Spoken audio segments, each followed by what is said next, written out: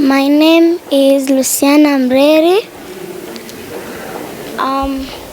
The name of my school is Ronald Gideon Gala, and the competition was good, and I thank the leaders for giving us the chance to write the composition about indigenous language. Which position? My mother tongue. Yeah. First of all, I start to say my indigenous language is Taita, and I can say that I speak my indigenous language when I don't want people to hear what we are saying, me and someone, or me with an adult or my friend. At home, Yeah. No. Yeah. when you are in church? In church, no. Okay. I am Dr. Susan Nyaga Anzuruni. I serve with SIL as a senior literacy and education consultant, amongst other things that I do. And we are here today to celebrate the 25th International Mother Language Day. And the theme for today's celebration is Make Languages Count for Sustainable Development. SIL is here with so many partners to celebrate this day because we value languages and we value every language. Keeping these languages or ensuring that they do not die is the agenda of SIL, because we believe in languages. We do language development, we do language documentation, because we want to ensure that these languages thrive. And we work to help communities appreciate their languages and see how they can use them for their own development and flourishing. Yes, initiatives are in place. We are working in different countries in the world. And if I can use a very good example, for example, one of our partners, BTL, I can use the case of Suba, which was a dying language, but at the moment it has actually been revitalized, where it has been written, it has been taught to the children, and the community is using the language. And they are in the process of translating the Old Testament because they already have a New Testament. Yeah. Thank you. Thank you very much. My name is Timothy Kamau. I work with SIL, Summer Institute of Linguistics, here in Nairobi. We have a problem with parents who have a negative attitude towards mother tongue. And this one could have come from very many different angles. And one of the angles is that some parents themselves do not have a mother tongue, so they do not see the need for mother tongue for their child. Others may have suffered in mother tongue from schools being punished for speaking mother tongue because that was the trend those days. But there has come a realization that when a child is taught in the language that he understands, then he's able to learn and scaffold to getting to learn other languages. In fact, when I usually tell people the children in Japan learn in mother tongue when they learn in Japanese. The children in Germany learn in mother tongue when they learn in German. Why do our children get punished to learn a language, learn English, and at the same time learn content, when that makes reading very hard for them and they don't enjoy? We don't make learning fun. So what I would say for such parents is we need to encourage our children, because the moment we bottle them up, sometimes later in life, they want to realize themselves and they get into a crisis, an identity crisis. And one of the ways to get them to know who they are is to know their language. And they identify with that because it resonates with them. As SIL, we are very happy to celebrate this. It's a big picture. SIL is working with the United Nations, UNESCO in particular. UNESCO has got many plans that they do, and there are many policies, there are many conventions that are in place through UNESCO, and SIL wants to ensure that one is not only realized at the international level, but also even at the local level. So that is one thing we are doing at that level for policy advocacy. The other thing is that as an institution, we are working with the communities, for example, to do stories. We are documenting stories in a process we call community-based literature development stories. We have done this in Kenya among the Turkana, we have done this with the Kamba, the Borana, and we want many communities to come so that we can have stories, because one of the problems that teachers say, we don't have materials. We are in a position as an institution to develop those stories very easily at very affordable budget. So that one of stories and ensuring that the policies that are there at the international level are adhered to, those are things that we are pursuing. And we are not working alone. Here in Kenya, we have many partners. We are working with the universities, like University of Nairobi is here, USIU, Kenyatta University, all these universities and the academia are also involved in this. When we talk of dying language, that is one area that the Luo can be lost. So it's the onus of the parent to ensure that he or she bequeaths that language to the child, because he himself has a language, but the child does not have exposure. There are 4 skills of learning a language: reading, writing, speaking, and listening. So that child has nowhere to hear people speak Luo apart from the parent. And if the parent does not speak it to him or her, then he will lose it. So it is the parent, and fortunately there is the AI, so there are many tools that the child can use to learn. And we're also calling scholars who are in all those spaces to develop tools that are friendly to those children. So what I would say in a nutshell is that let the parent take the first step to ensure that the fire of the Luo language does not die in his heart. Yeah, so good morning. My name is Manasseh Wekundah. I serve with SIL. As an organization, we believe in supporting people to flourish in the languages that they value most. And, looking at the languages in Kenya, we have seen a scenario where there are so many challenges, especially for the indigenous languages, some of the minority languages. And the challenge is that because of the education system and because of the place of English and Kiswahili in the education system, some of the local languages have been relegated over the years. A good thing with Kenya is that we have a language policy that is very progressive, that supports the use of local languages, even in school from that early age, from the foundational level. But basically, because of the fact that English then becomes a language of work and a language that is used even in school, in the other years of schooling, there has been a tendency towards bias for English than the local languages. That in itself is a challenge because the indigenous languages have a wealth of knowledge. They have knowledge in areas of health, in areas of environmental conservation, and so it's important for these aspects to also be captured in our education system, because when these languages get lost or when these languages disappear, that knowledge also disappears.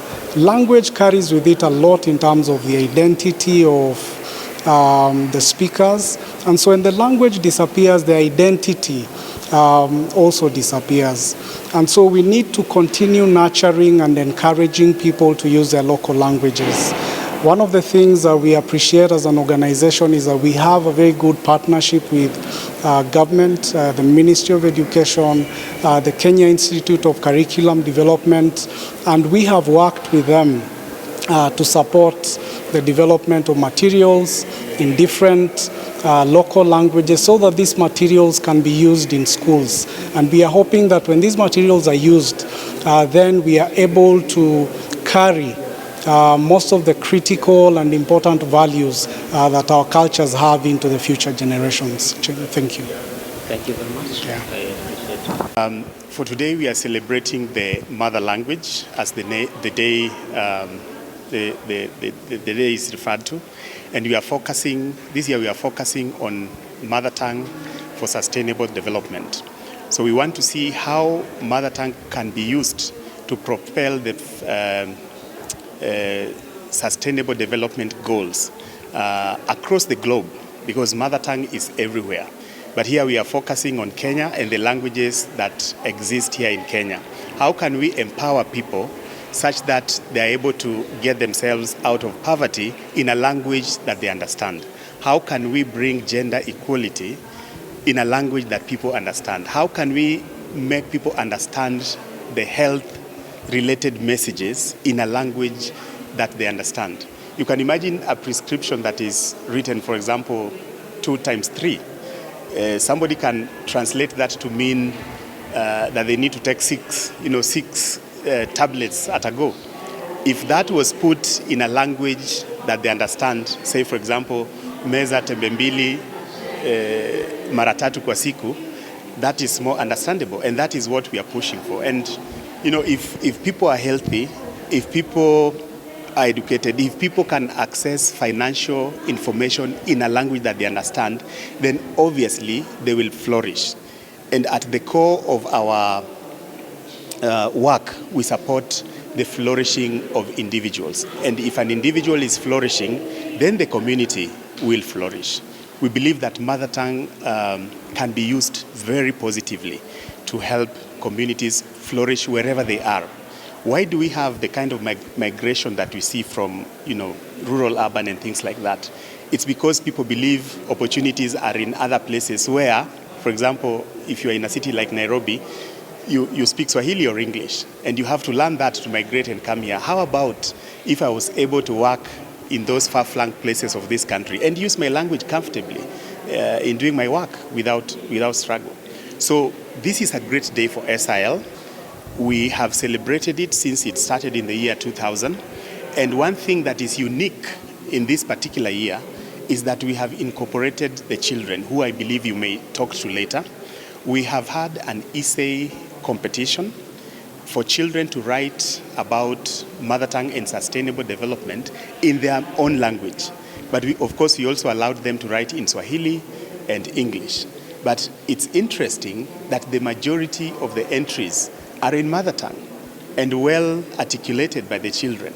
And so that is a big highlight for me. We have done it before. It was academic. There was also discussions around the theme.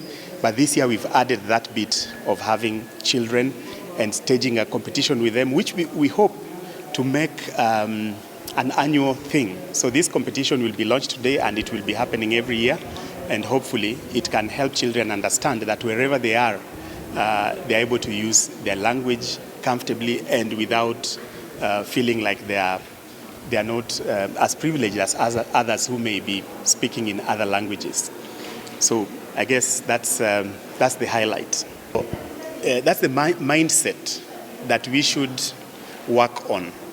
It is important to educate our population and let them know that opportunities can be available to you regardless of the language that you speak. Let's make people understand that I can work using my mother tongue without necessarily have to learn another language.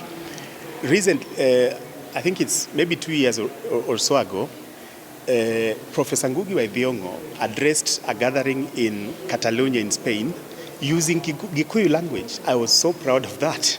And now, they had to translate so that the rest can understand what he was saying. Why don't we see our people addressing those international gatherings using their own language and the rest to be able to get the interpretations? So basically what I'm saying, flourishing should not be pegged to a particular language. It should be for everyone, because you don't choose the language that you speak.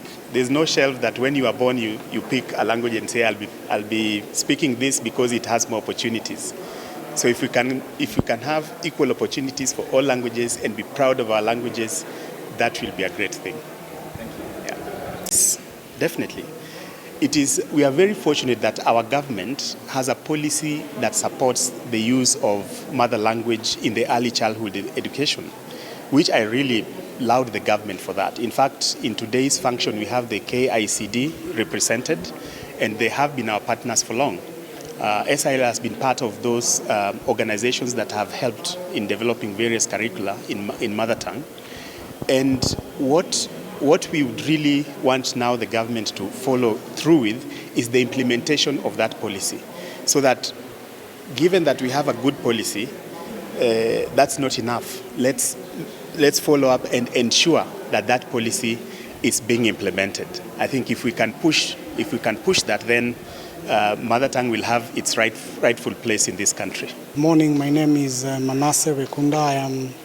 I am serving with SIL Global, and I'm here today as we celebrate the International Mother Language Day.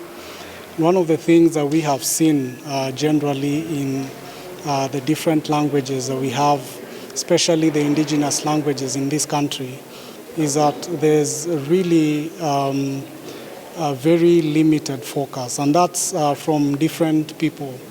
And so in view of that, the government has come up with policies that support indigenous languages.